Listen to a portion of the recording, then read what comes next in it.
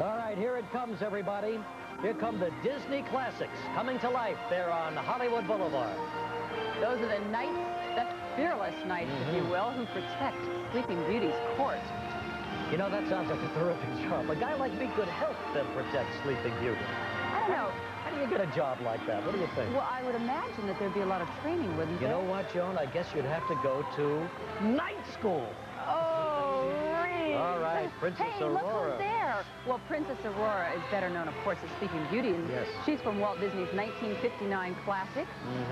And she's there with her Prince Philip, yes, absolutely. I'll never forget that terrific scene when Prince Philip fought the fire-breathing dragon. Remember that? Yeah, and he won, And he won, too. Pretty hot stuff. Yes, and he awakened Sleeping Beauty with that one kiss, What a kiss, Joan.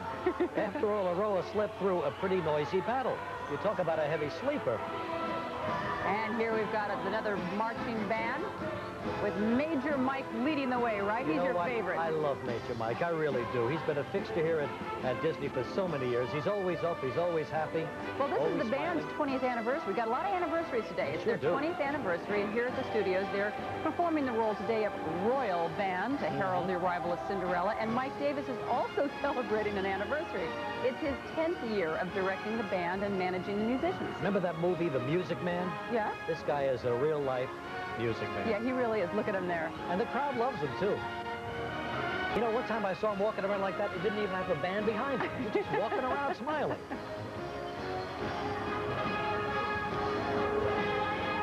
Major Mike. There he is again. I love Major Mike.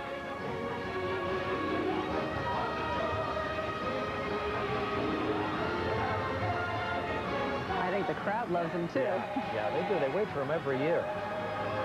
And he waits for them. He enjoys it. Look at all the people with the Santa hats. That's great.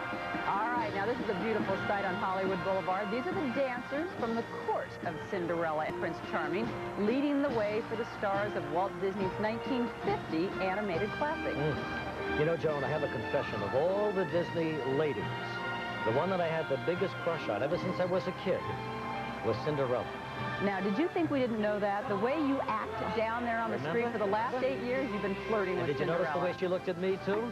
She always seemed like the girl next door to me, even though I never had anybody like her living next door to me. Well, she's a very likable person, and Cinderella is really one of Disney's most popular films ever. That's right, yep. And I even love the magic coat she rides around in, too.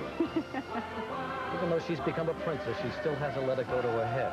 Still a very charming lady. And look at that. I always love the little white ponies. They are so tiny that pull Cinderella. There she is.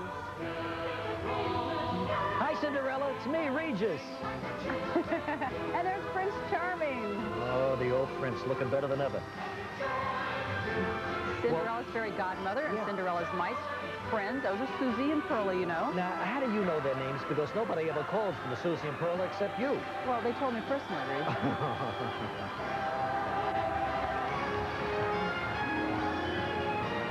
What a great parade, and this is just the beginning, everybody.